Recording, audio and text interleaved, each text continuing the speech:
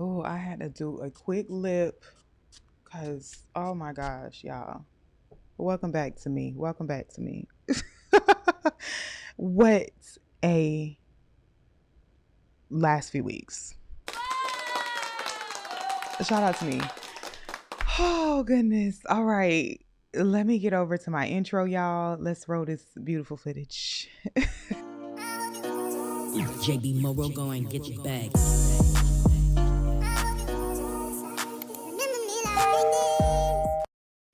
Okay. Oh my gosh, y'all. I can't believe I had kind of set those videos up like ready to debut, and I'm so glad that I did because baby, I forgot about y'all. I'm sorry.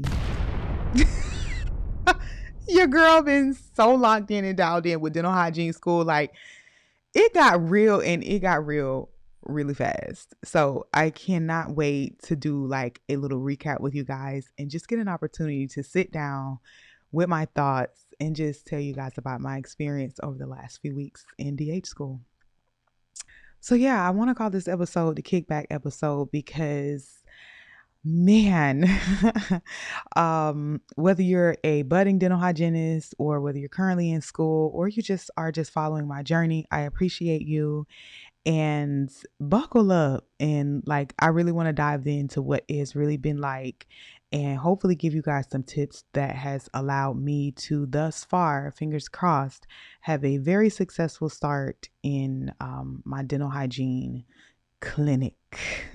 It's clinic. It's gotten real, okay? But like I said, I want to give myself a really good pat on the back because clinic for me, I really must say, I have not been nervous to see any patients, and I can honestly just attribute that to my clinical experience. I am so grateful that I have dental assistant experience. Let me just go back and say that because in a lot of different aspects, dental assistants do not get the near the amount of praise that they genuinely deserve because, in my mind, we are the heartbeat of a dental office because we are expected to know and understand so many different roles from the patient to the front desk to understanding or having a grasp of the expectations of our other clinicians, as in dental hygienists or as in the doctors. With also respect to the patient need, understanding, at least having some understanding of insurance, patient care, billing, coding, sterilization, infection control. I mean, roughly every aspect of that dental office, a dental assistant is, for the most part, expected to know and understand. And obviously, there are levels to everything, but I've just met some amazing dental assistants that I know will make amazing doctors, amazing managers, amazing dental hygienists, just everything around the board. So, yeah, I honestly want to say I was not nervous to even see my very first patient, and it was because of my experience as a dental assistant. Um, did I know my first patient? Like, was it family or a friend? My very first patient was not a member of my family. It was not someone that I would say I'd speak to on a regular or consistent basis. It's someone that I've had one interaction with prior to, and I'm grateful that I had that interaction, obviously, because I at least knew the person that was going in the chair. But like I said, I had only met them one time in person prior to that appointment. So I didn't know what I was going to be faced with, what the challenges were going to be. I did not have any history of their any background picture of them in essence. So I didn't know anything about them. It would still be considered, for lack of a better term, it would still be considered a stranger because I had only actually met them once prior to having them sit in my chair. So I appreciate all of my patients for trusting me with their health and yeah, let's talk about that first patient experience. Let's dive into what that was actually like. So I arrived about an hour early to set up my operatory. That would be one of the first tips I would give you when you are beginning to see patients is arrive early for the appointment. Depending on what your clinic time is, and obviously depending on what time your professors will allow you to get access to the building, they're going to typically, if it's a clinic day, your instructors are likely going to be there. Let's say, for example, your clinic time starts at 8 o'clock. 9 times out of 10, your clinic will be open for staff members around 7. So if they're there any earlier than that, whoa, bless them, because these are some long days we're talking about. But whatever time that you're able to arrive early for the appointment, my biggest advice to you is the early bird is the one that gets the worm. So on this specific day, me seeing my first patient, I arrived an hour early, which allowed me to re-disinfect my room, set my room up. How our clinic operates is, I told you guys, every time, every time I start recording, I'm going to get a phone call. But I told you guys, let me reset. Okay. So depending on what time your clinic opens, you have access to your clinic. You want to get there early. Our clinic is set up to where there are no barriers or anything in the operatory, because which I love, because it's like there may be a maintenance person that is in there either cleaning the clinic, or maybe there is someone from Henry Schein or something that's coming in to make repairs in the operatory. So we don't want out barriers, and then you bring a patient in and then it's contaminants on it. So I love that our director and our instructors, our professors, they're all on one accord with that. So basically, when you walk into your operatory, everything's bare. So we are taught to treat every operatory like it needs to be cleaned. Just because someone left out and it's presumed to be clean, we don't presume anything to be clean. So the first thing I do when I go into my operatory, or when I go in the morning, is I put all my belongings down. I try to go into clinic with only what I need. So I have a case that I do take, and I'll sit my case down and I go in, glove up, mask up, glove and mask only at this time. It's going to be glove, mask, eyewear. All right. As far as PPE, I'm not putting on my full like downing, because what happens in the event your patient doesn't show, or your patient no calls, no shows, then when it comes down to supplies, you want to make sure that you're not just burning through supplies. Okay. So we do have to be mindful of that. But go directly in and I begin to disinfect my room. Once I disinfect, then I begin to place on my barriers. And after my barriers are on, then yes, I go ahead and set up my room. I am a left-handed clinician, so me arriving early is literally mandatory, because I always have to switch my operatory over to a left-handed clinician. And I know that that would sound easy, but for some reason, it is just always you almost wish you could just click something out and click it over in the other side. But the swinging of the arm and the cords, and sometimes it's tighter than others, it just always becomes like a thing. So some days you're able to get in there and just switch it really quick, and other days that chair is just really stubborn, and it's a headache sometimes. So the first thing you want to do, obviously, is get that switched over to a left-handed side, get that disinfected, get your barriers on, set your room up. Now, setting your room up in advance has its perks, because you may notice that, hey, there's something missing, and it gives you an opportunity to get to your instructors and ask questions before the flock or an influx of an influx of students come in. You only have so many instructors. So I am typically able to ask my questions if I have any, get a heads up on what supplies are there, kind of get first dibs on supplies. I'm not showing up 10 minutes before an appointment and now I'm like, oh my gosh, where are the prophy angles? Where are I get a bird's eye view. So like I said, early bird gets the worm.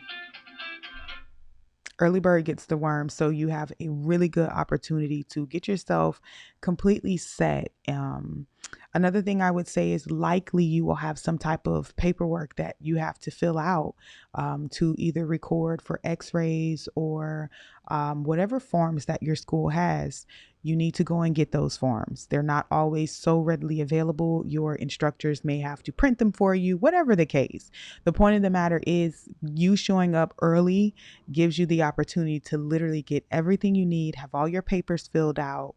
Um, at my particular location, let's say, for example, they may be lenient on the very first patient that you see, but we get marked off a lot of points for maybe not having our grading sheet filled out with like your name, your patient information, things of that nature, because it definitely does slow down the clinic for the instructors. They have a lot of patients that they have to see and they're moving kind of in a rotation. So it's very important for you to not lollygag with that. You can miss a lot of points or even in some cases get a zero for something that, because as they should, you should have zero tolerance for it, in all fairness.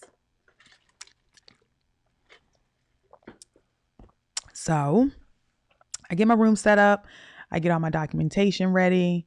For me, one of my tips and tricks when it comes down to patients is the perfect segue for patients. Um, is I do like to just send a text message in the morning to my patients. Like if I have an 8 a.m. appointment, I am likely texting my patient somewhere around 7:30, and I'm not texting them asking them if they're making it to their appointment. You don't do that. What you're gonna do is what I do, and I may just toss out a little hint like, hey, just letting you know parking's on the left, or you know um whatever. That's my little trick right there, that one. But let's say if I'm doing a recall patient, even just I'm trying to think of like another thing that I would personally say. I just like to give just a little notice, even just sending your op is ready, can't wait to see you, looking forward to seeing you, something like that. To me, in my mind, I like to send like a little message prior to my patient getting there because they'll respond back, okay, 10 minutes out, or oh, thanks for letting me know parking's on the left, or I'm here. In this particular instance, I said that. I said, okay, just want to let you know parking's on the left of the building, patient parking's there. And my patient responded back, okay, I'm here now. And then when I get that response back, then I will start doing my, my kind of scrub down, downing up. And because I have confirmation that my patient's on the way. Now, the reason why I'm saying that is because I have already been witness to seeing patients cancel an hour before. I have seen patients cancel 10 minutes before. I've seen it with other students. And it goes into this is like the next segue into how have I been able to keep a consistent schedule thus far. It has honestly been my methods of confirmation. So in the dental office, we have a 2 by 2 by 2. So you are calling 2 days out, 2 weeks out before that, and I believe it's like 2 months out. So it's like 2 months, 2 weeks, 2 days. And I could be wrong. It could be 2 weeks, 2 days, and maybe the other two is just that you're doing two calls in there. Like if they don't respond, I'm going to call them again. Maybe something like that. But either way, it's like a 2 by 2. We'll call it. We'll just say 2 by 2. So you should be calling your patients 2 weeks out or sending them a text notification. I love to do a simple text notification. Excuse me. Hey, just a friendly reminder. Your upcoming appointment is for this date at this time. Please respond. Please type confirm to respond. I love that. I love action based confirmations. My train of thought for me is if my patient can't respond to something, they can't put action towards something. Like, to book with me on my very first appointments, I required, even if I told them, even if I seen them in person and said and asked them would they like an appointment, they'll say yes. I will tell them, even if I'm standing in front of them with my appointment book, I would literally say, I want you to call me. and let's get you scheduled. Because if if your prospective patient cannot take initiative to either call you or text you or whatever, waking up likely at 6:30 or 7 in the morning for them to be at an 8 o'clock appointment is going to be very hard. I hate to say be critical, but you need to be very critical of the patients that you are accepting to do treatment. I'm gonna go there and just be me. Okay. Because you have to remember that number one, you're putting a lot, you are investing a lot into your dental hygiene career, into your career in general, whether you are a nurse or whatever the case. If you're a dental student, you're going to school to be a dentist. And it is very tough to expect a person to say, I'm going to come to a 4 hour appointment because our appointments are 4 hours long and I may not get my cleaning. That's a lot for a patient to swallow. So I like to lead off with the bad news and get to the good news. My doctor made a statement this week that I loved. It was, if I could summarize it, it would be give main character energy because you need to understand the value of what it is that you are providing. And I'll piggyback that on once I was doing a training with a corporation in dentistry. And when we were going over, reviewing over the costs, the fees related to our services, the first thing that they talk about is you first need to change your mindset on how you feel something is either expensive or the worth or the value. Because if secretly inside you feel like this procedure costs too much, then secretly it will spill over into your presentation. Your thoughts or your terminology will begin to manifest in a way that is like, it will lead off to you thinking that it's expensive. Your patient will think it's expensive. And we have to really rekindle the relationship with value with dentistry. It's extremely important because think of this. Someone could want to go to a concert, or they could want to go and, I don't know, buy a new perfume or a new pair of whatever they put their value on, whether it be makeup or whatever have you. You want your patient to understand the value of maintaining their teeth. It's deeper than a smile. It's way deeper than a smile. It's genuinely a lifestyle of having healthy teeth. It's deeper than it being white. It's function. It's function based.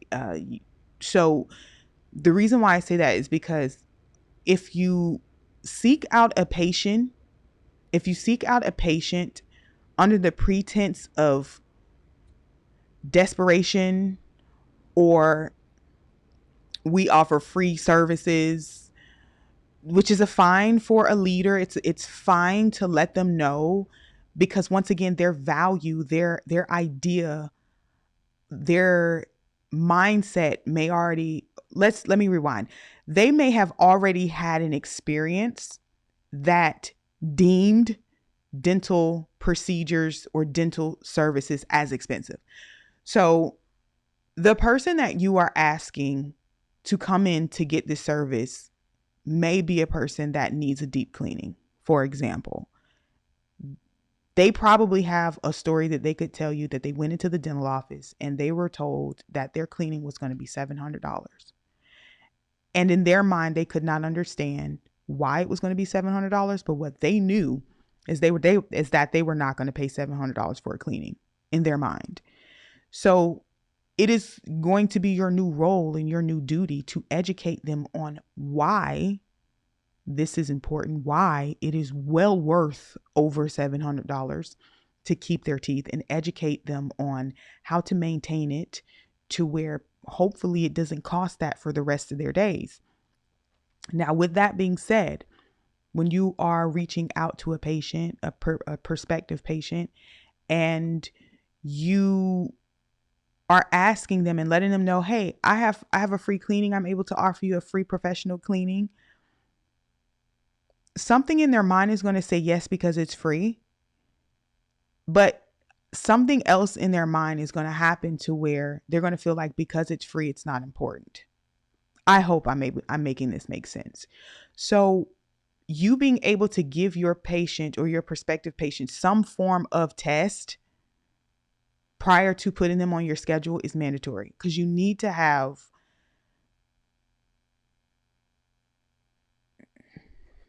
this is 20 minutes. This is too long.